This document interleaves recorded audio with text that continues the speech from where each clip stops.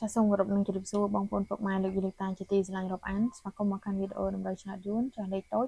ថ្ងៃទី9វិច្ឆិកា2025ចាអញ្ចឹងសម្រាប់បងប្អូនពុកម៉ែដែលចូលមកទស្សនាជូនពរបងប្អូនពុកម៉ែហេងកាក់កបត្រូវឆ្លាតទាំងអស់គ្នាចាបងប្អូនពុកម៉ែក្បាច់ខាងពេលវេលាយូរយើងចូលមកកាន់តម្រូវដែលយើងខ្ញុំចែកជូនបងប្អូនទាំងគ្នាយកទៅផ្សងសំណាងស្រាប់ម៉ោង1កន្លះពេលថ្ងៃ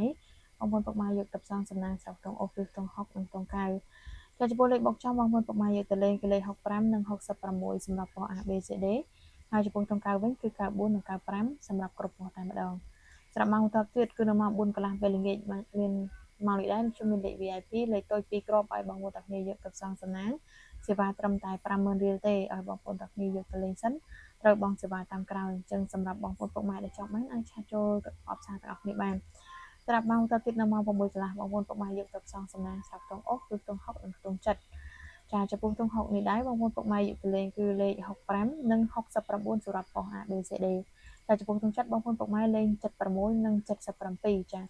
អញ្ចឹងវីដេអូឈានចូលដល់ទីបញ្ចប់អរគុណបងប្អូនពុកម៉ែទាំងអស់គ្នា